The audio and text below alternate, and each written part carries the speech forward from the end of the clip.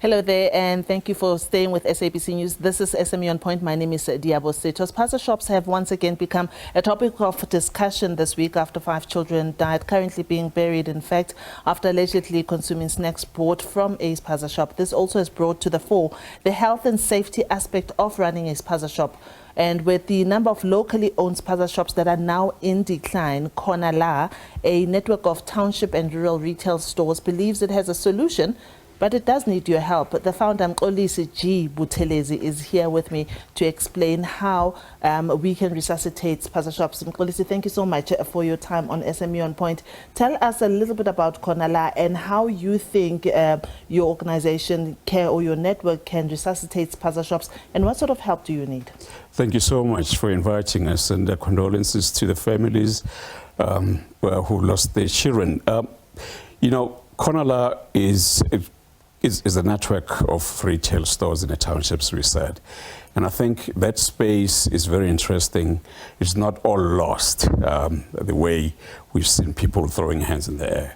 The way we work is that we understand fundamentally that these stores cannot trade the way they used to. Yeah. One, they cannot trade as silos, as individuals. The Spaza shops are no longer Spaza shops as we know them. I mean, the word Spaza itself is a bastardization of the word Pazamisa from isiZulu, which meant not a real thing. So the mentality that we've been running these stores is that it's not a real store. It is actually a convenience store and a real store. What we're trying to do then is to group these stores so that we trade as a block.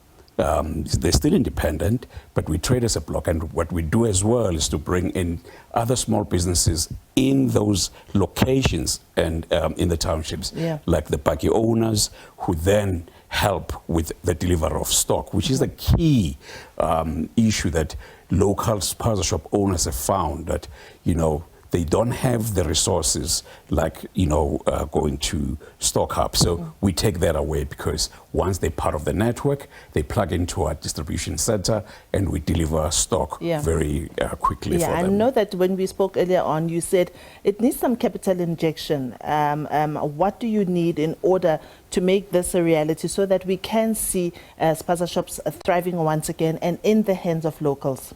It is a big project that we're embarking on, and because we're building a retail brand in an environment which was said is an informal. So as you can imagine how big that is. I mean, the research that was done by an institution like Accenture says there's 150,000 of these stores throughout the country. So you can imagine how big the country is. And, you know, if people have been trading individually, that means also as Konala, we need, you know, corporate South Africa to come in and assist. We need investors who can, and the brands themselves that, you know, are sold in the stores. They also vulnerable if we talking about some of the Spaza shops that are selling fake products or fake goods. They're actually using the brands or familiar brands and big brands that we know. And, you know, so they also in danger, and we're calling on them to actually work with us and work with local stores. You also have a networking session that you're going to be hosting, and you're trying to get people to be aware of the market that the township consumer or the townships have. Tell us about that. Absolutely. In fact, coincidentally, it's going to happen in Naledi, at Naledi Hall, on the 27th of November. This year still, and this is basically a platform where the store owners, aspirant store owners, can come in and they can engage with big brands directly.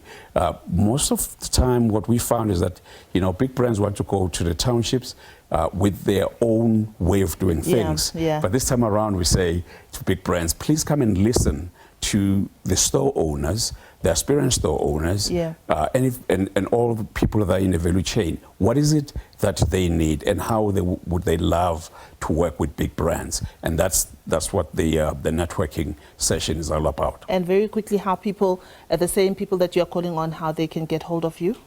It's very easy on our website, konala.co.za is very easy, and also that's where the registration on that for that event on that day is going to be happening. All right. We wish you the best of luck, Mxolisi Buthelezi. Thank you very much for your time. I've been speaking to Mxolisi Buthelezi. Go to Konala and see what they're doing. If you still have a dream of running a Spaza shop and you think that this time you'll be able to make it. And as I say all the time, that please support small businesses in your communities. Let's make those rents and cents circulate.